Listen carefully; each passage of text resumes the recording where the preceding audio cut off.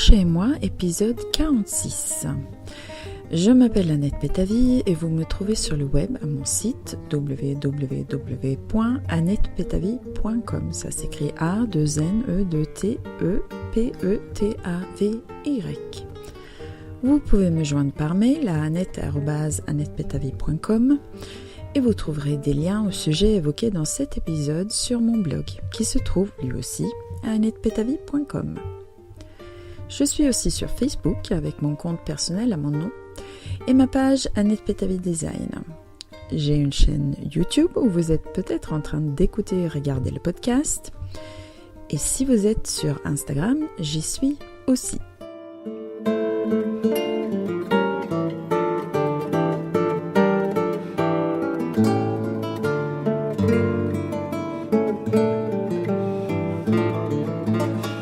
Comme d'habitude, je commence le podcast avec un petit résumé des tutos contenus dans ma newsletter ces derniers temps.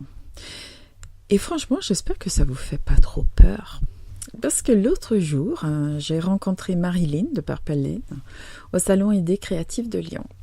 On n'était pas là pour exposer, ni l'une ni l'autre, mais on s'est retrouvés dans la queue à l'entrée du salon, et littéralement dans la queue. J'y étais avec une copine. On papotait et d'un coup la personne devant nous se retourne et c'était Marilyn qui s'était retournée pour regarder la dame derrière qui avait le même accent qu'Annette. Marilyn est bien sûr techniquement ma concurrente parce qu'on vend du fil et des modèles toutes les deux, mais c'est aussi quelqu'un que j'apprécie vraiment. Et donc on a discuté un bon moment sur la vie, les affaires et entre autres les podcasts.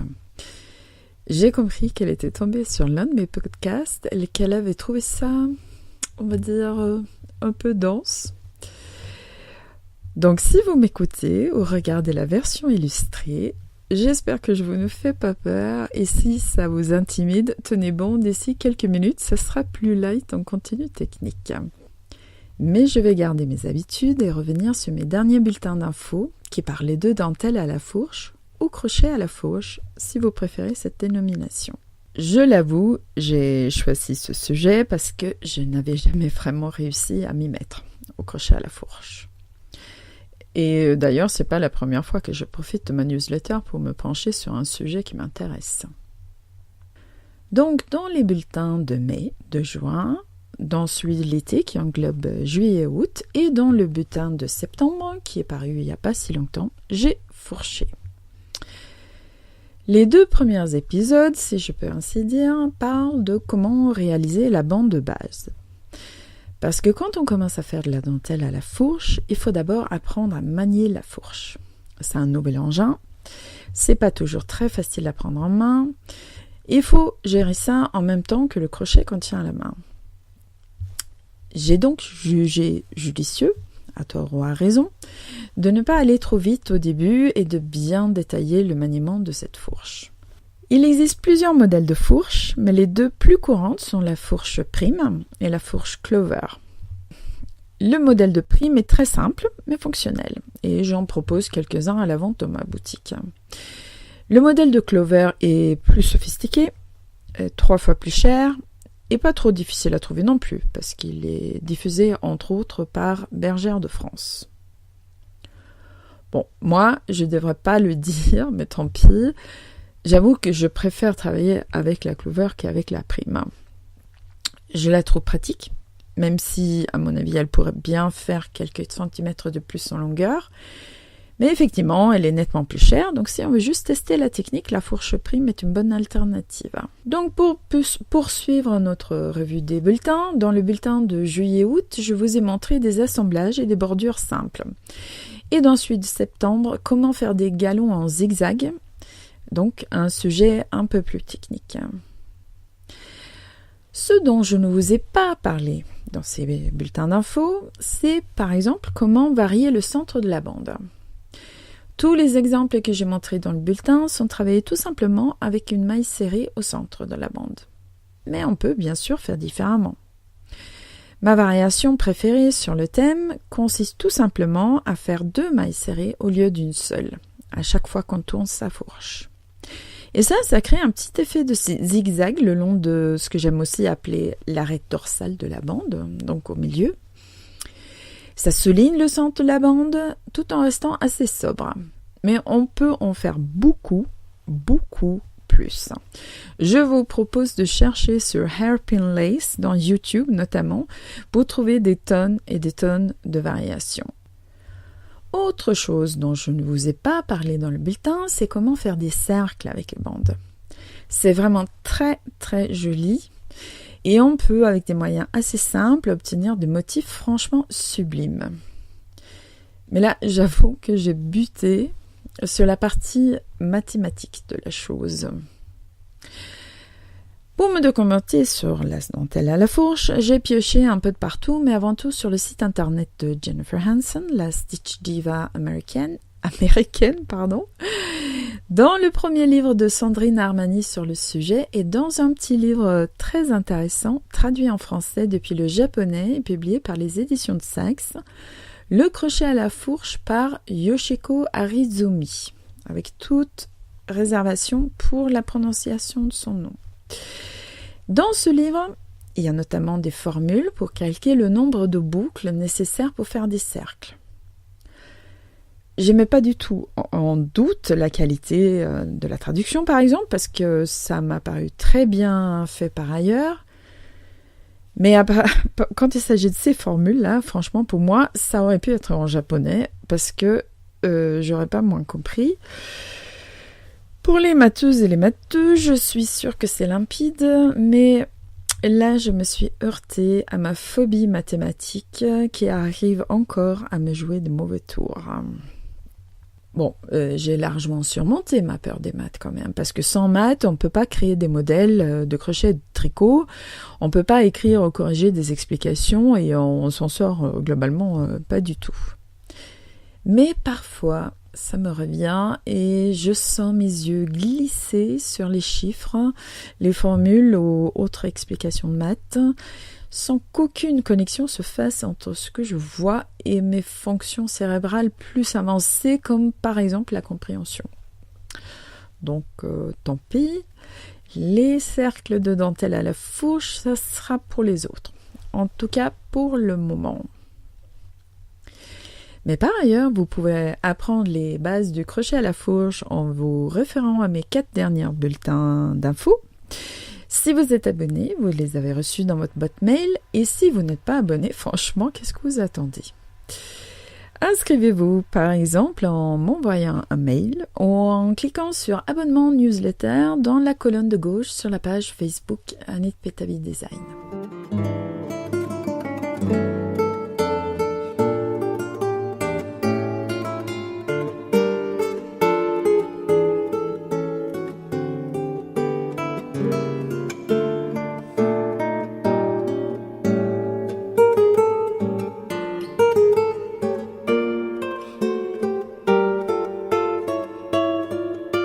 Ensuite, passons au reste. Donc d'abord, ce qui se passe dans la boutique.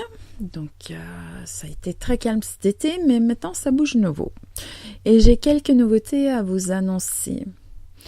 Alors tout récemment, juste à temps pour les premiers frimas de l'automne qui ont quand même tardé d'apparaître, j'ai publié un très joli modèle de béret signé Alana Dakos, Prendre Racine.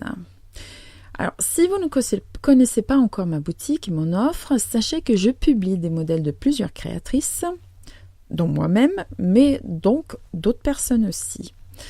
Il s'agit toujours de créatrices indépendantes et de modèles exclusifs, et je travaille avec quelques créatrices américaines, dont Alana Dakos de Never Not Knitting.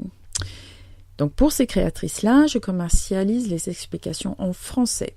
Et c'est donc le cas du modèle Prendre Racine. Comme toujours avec Alana, c'est un petit chef-d'œuvre au niveau du point. Donc c'est pas seulement un point très original, inspiré par la nature, comme Alana aime les créer, mais on dirait vraiment que ces branches feuillues prennent racine justement dans les côtes en bas. Les branches continuent jusqu'au sommet du béret et les diminutions sont parfaitement intégrées dans le point qui forme comme une étoile en haut. Et c'est vraiment très très joli, croyez-moi. Alors, pour tricoter prendre racine avec un fil de ma boutique, je vous propose de mélanger un fil de mérinos fin et un fil de bambou dentelle. Ma copine Isabelle l'a tricoté avec une pelote de mérinos fin en coloris café crème et une pelote de bambou dentelle crème. Pour ma part, j'avais fait un échantillon en mérinos fin gris souris et bambou gitane. Alors, suivant les combinaisons, le contraste entre les deux couleurs est plus ou moins important. C'est à vous de voir les combinaisons que vous pourrez trouver, mais c'est quand même aussi à moi de tricoter des échantillons. Hein.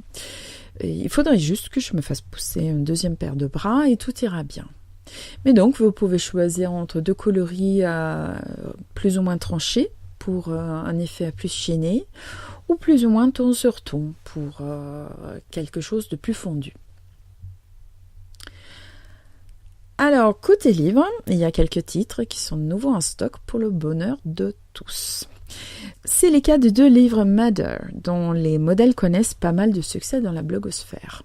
Alors, Madder Anthology 1, Madder Anthology 1, contient des modèles où la créatrice Carrie Bostick-Hoge joue avec quelques points différents sur lesquels elle crée des variations multiples.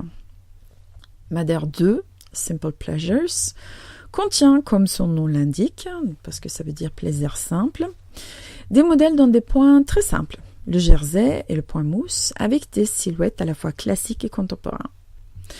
Il y a franchement au moins 2 vestes dans Madder 2 que je veux absolument tricoter pour moi-même.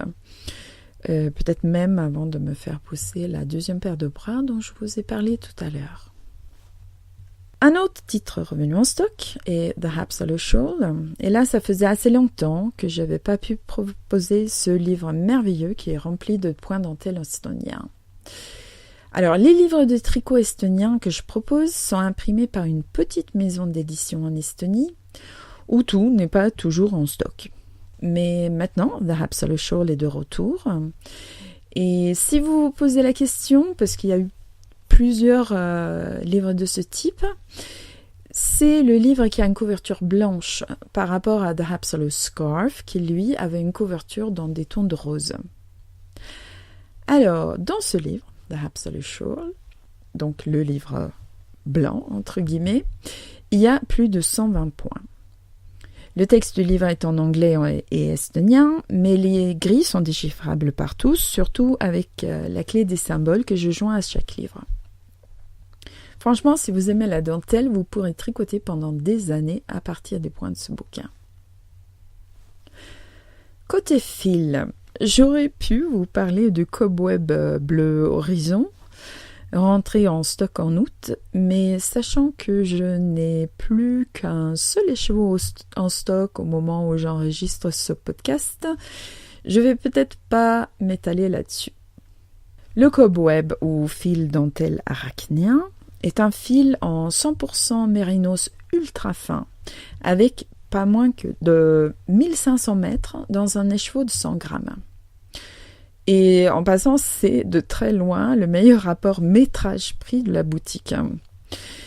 Les tricoteuses patientes le tricotent en simple, sur des aiguilles 2,5 ou 3, et obtiennent des châles d'une douceur et d'une légèreté totalement incomparable. Vous pouvez aussi doubler ce fil, auquel cas vous obtenez un fil dentelle ou lace weight plutôt classique, à 750 mètres les 100 grammes, mais toujours très très doux. En doublant le fil, j'ai plusieurs clientes qui ont tricoté des vêtements avec. Dans ce gamme de fils, j'ai 3 coloris qui constituent la base de la gamme. Ce sont les crus, le gris clair et le gris ardoise. Les 2 gris sont légèrement chinés. Et pour m'amuser et pour faire plaisir, j'y ajoute de temps en temps une autre couleur qui reste disponible dans la limite des stocks, mais qu'il vaut mieux saisir rapidement si elle vous intéresse. Donc si tout se passe comme je veux, je vous proposerai très prochainement une nouvelle couleur et en même temps, j'espère pouvoir rentrer de nouveau le coloris écru qui a été demandé par beaucoup d'entre vous.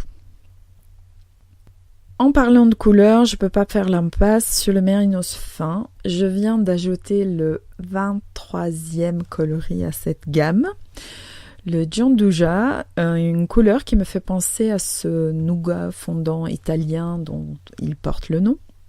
Donc c'est un coloris chiné, tout comme son frère le café crème qui lui est plus clair. Tout ça est très gourmand et s'assaisonne avec bonheur avec des coloris plus vifs, comme le rose indien ou le rouge vif. Bon, je pense me calmer un tout petit peu sur le mérinos fin là, histoire de trouver le temps de mettre en valeur tous ces coloris. Et si vous souhaitez recevoir un nuancier pour cette qualité, vous pouvez tout simplement m'envoyer un mail.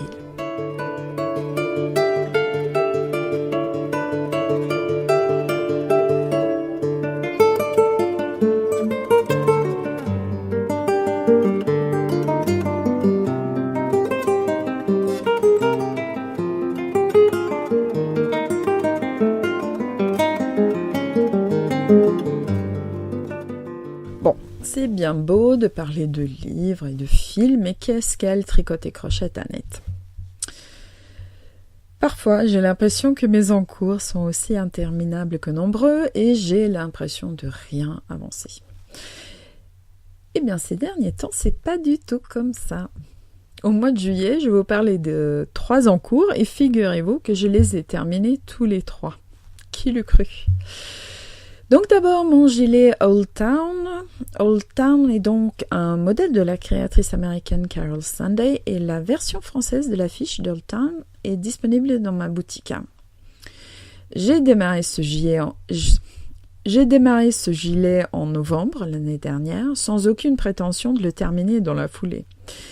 Il s'agit tout de même d'un vêtement que j'ai tricoté en mérinos fin sur des aiguilles 3,5. Mais je me suis lancé le défi de le finir dans l'année et c'est un défi qui a été relevé puisqu'il est désormais terminé. Les fils sont rentrés, le blocage est fait et on n'attend que des températures un peu plus basses pour que je puisse le porter. Et pour les températures, j'ai l'impression que c'est en train de s'arranger. Alors pourquoi je parle de défi?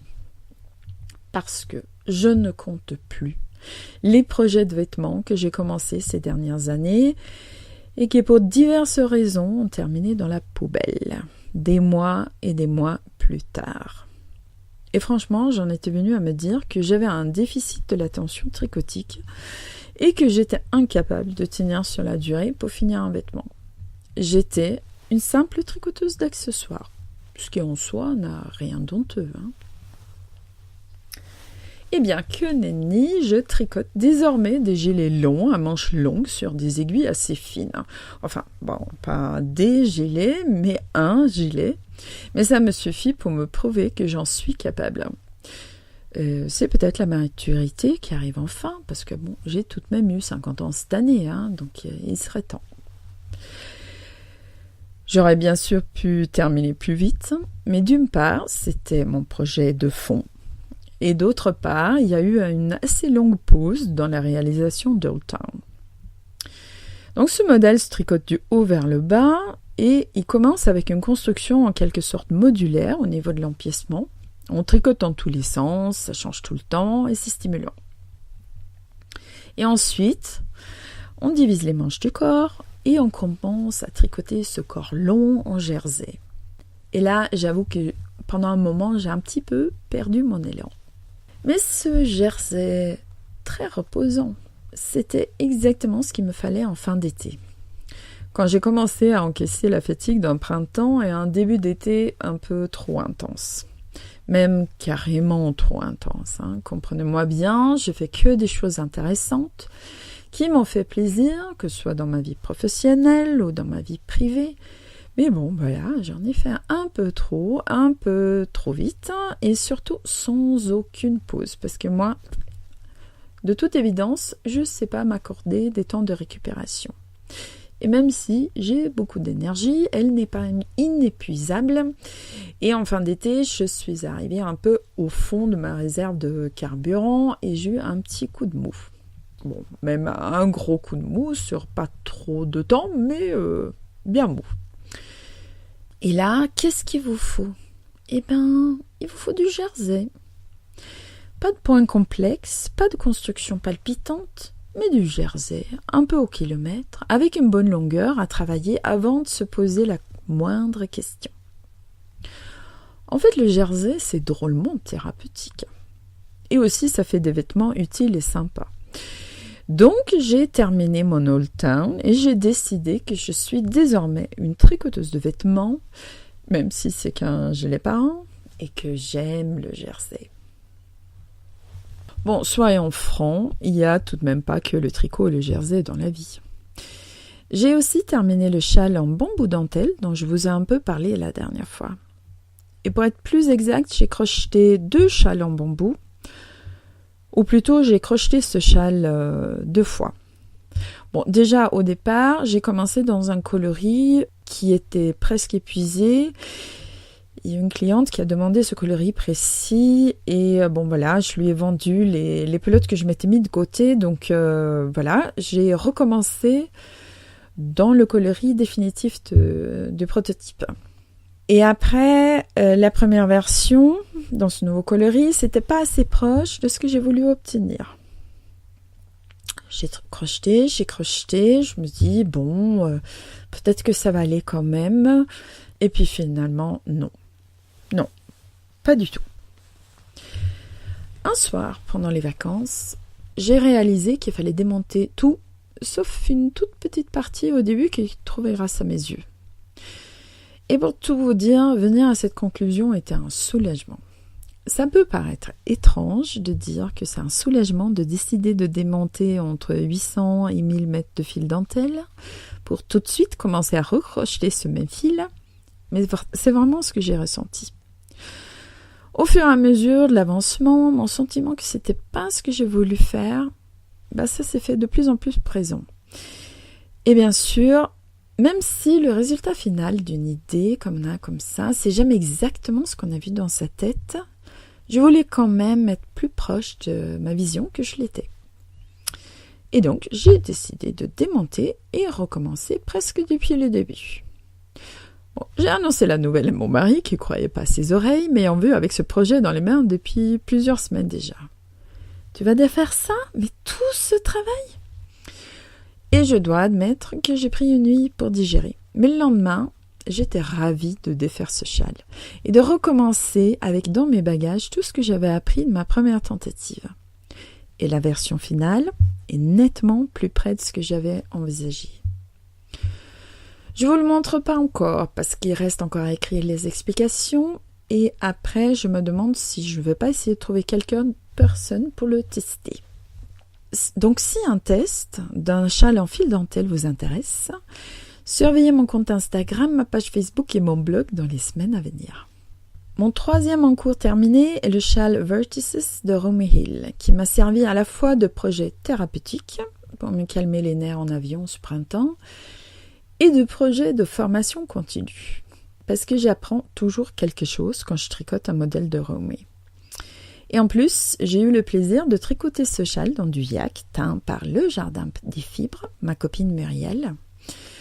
Muriel teint sur du yak non blanchi et les couleurs qui en résultent sont magnifiques. Parce qu'elles sont intenses mais aussi nuancées par le fait que le fil ne soit pas blanc au départ. Et le yak, ça sera toujours du yak. Doux, chaud et juste un luxe de quotidien. Donc, 3 projets terminés, 3 projets qui m'avaient tous tenu compagnie depuis pas mal de temps.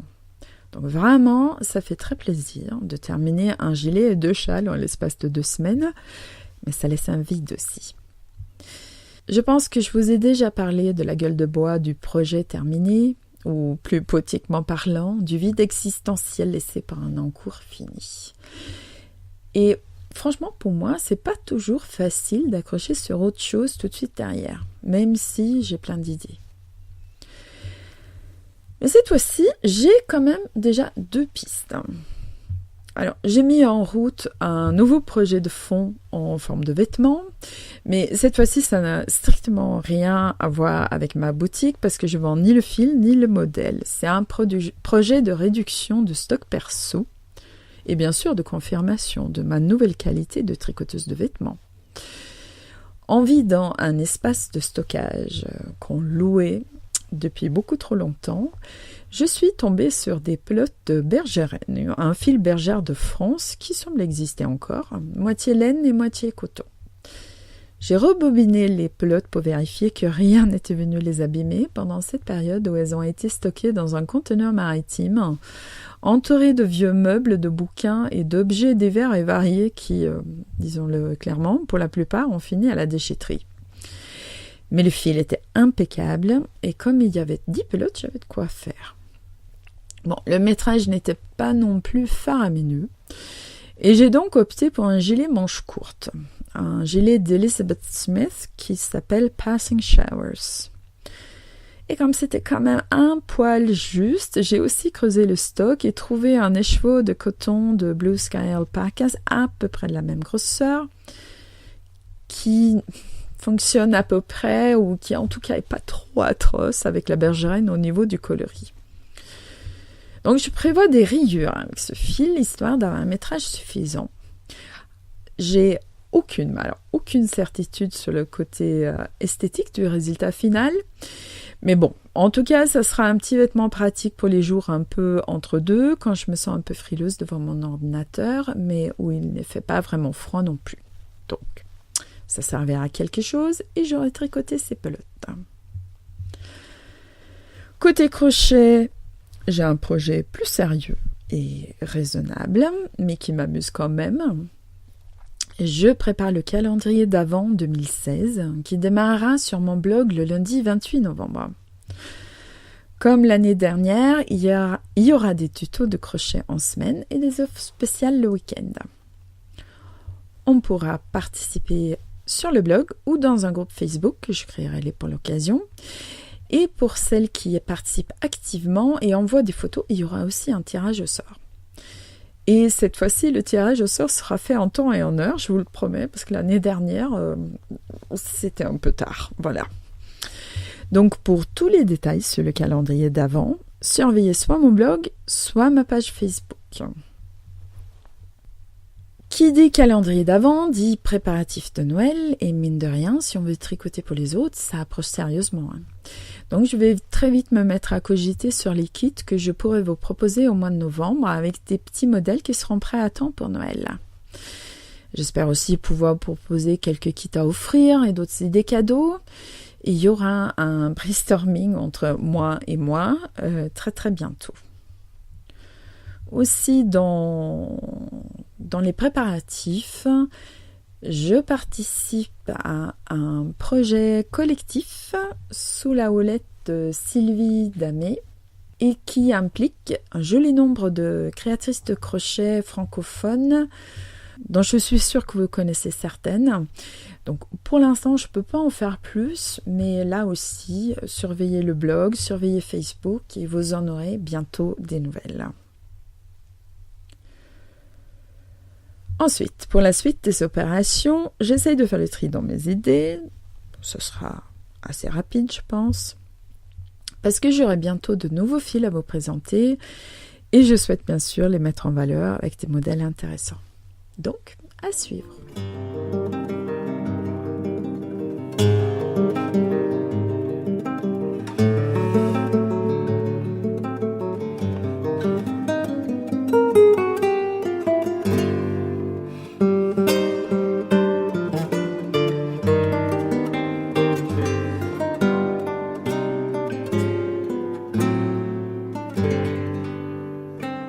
Alors, c'est mon premier podcast depuis avant les vacances. Donc, même si ça fait très loin maintenant, je vais quand même vous en dire un mot ou deux.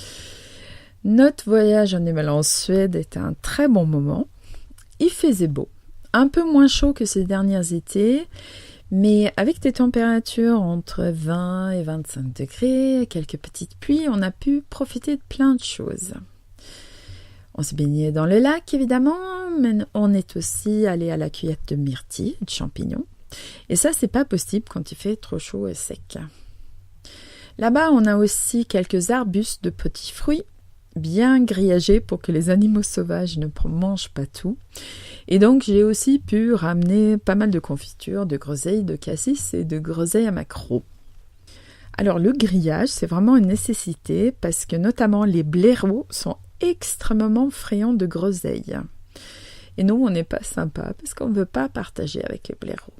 Donc sinon, en faune sauvage sur notre île, il y a des élans et beaucoup de chevreuils et de cerfs. À un tel point qu'il faut rouler très doucement quand on se déplace en voiture, surtout entre le crépuscule et l'aurore, quand les animaux sont les plus actifs, mais on en voit souvent aussi en journée et parfois tout près des maisons.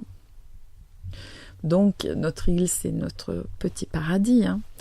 Mais on l'a quittée pendant quelques jours pour découvrir une région un peu plus au nord-ouest, qui s'appelle Dalarna en suédois et qu'on appelle aussi la Dalecarlie en français.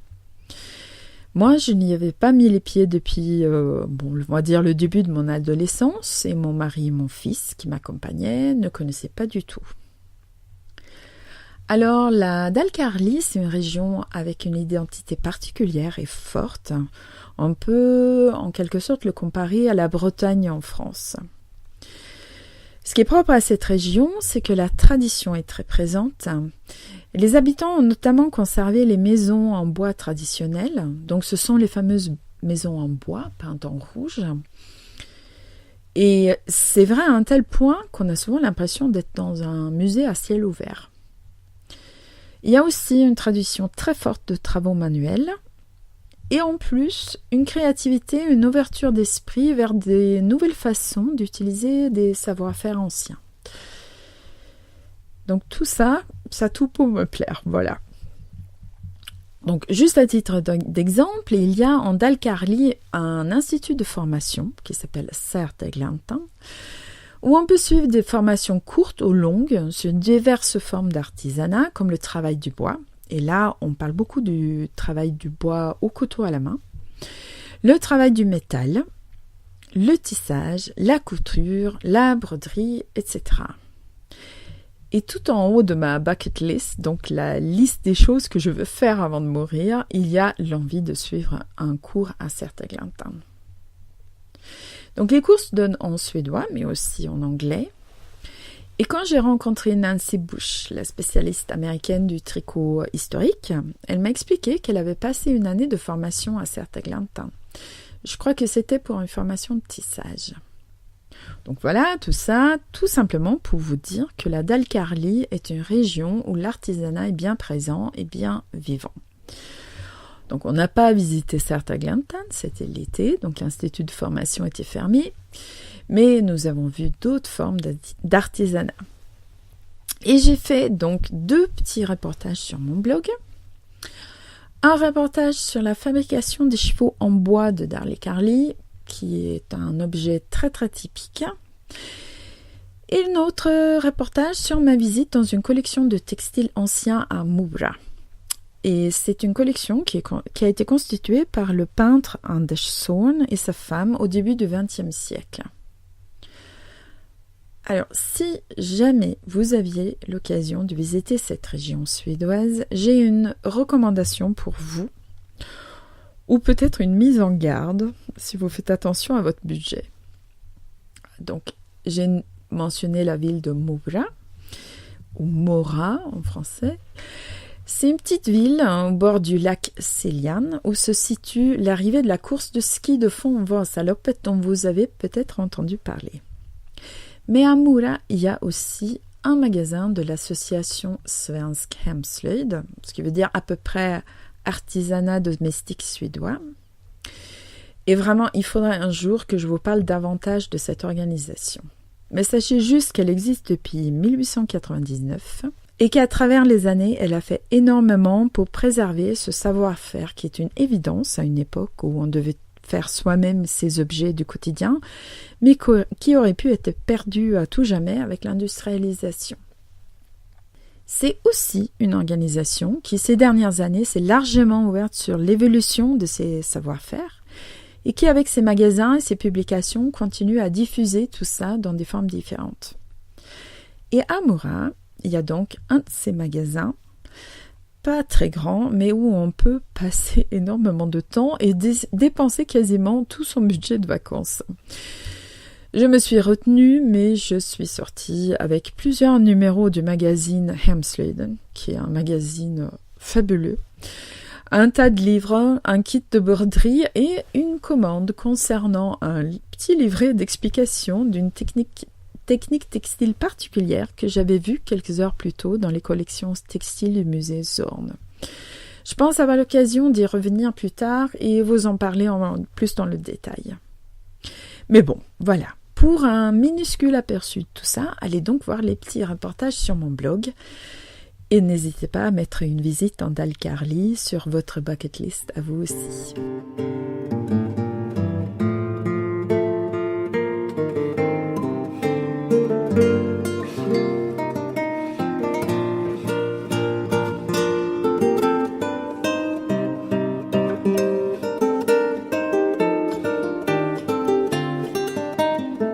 Donc après ce petit retour en arrière, on va regarder l'avenir proche et les événements à venir.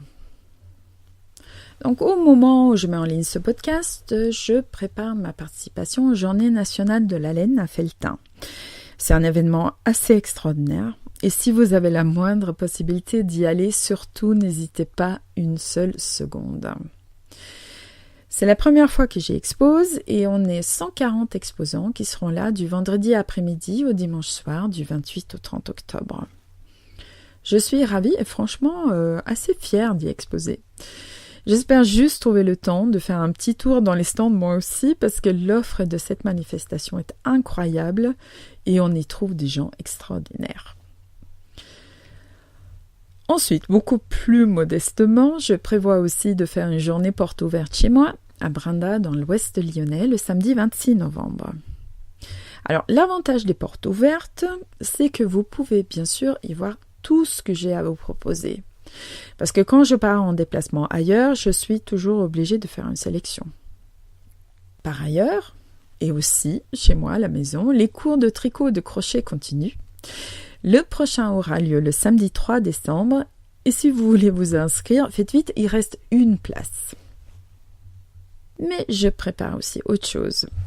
Pour toutes celles et tous ceux qui ne pourront pas se rendre ni à Felletin ni à Lyon, et pour celles et ceux qui seront allés aussi. Donc, il y aura bien un calendrier d'avant de crochet cette année aussi. Je vous en ai parlé un peu plus tôt.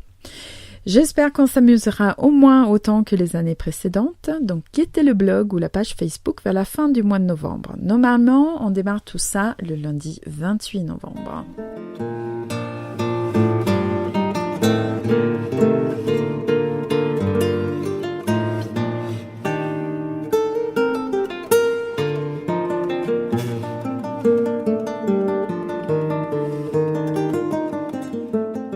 Comme d'habitude, de tout ça, vous faites ce que vous voulez. Mais n'oubliez pas de faire des belles choses. Et aussi de sourire aux autres, de vous intéresser à ce qu'ils font et ouvrir votre tête et votre cœur. C'est la clé du bonheur. La musique du podcast est la fugue de la sonate numéro 1 en sol mineur de Johann Sebastian Bach, jouée par Christophe Thibaud. Pour trouver des liens au sujet évoqué dans cet épisode, je vous donne rendez-vous sur mon blog à www.annettepetavie.com/blog. À bientôt. Au revoir.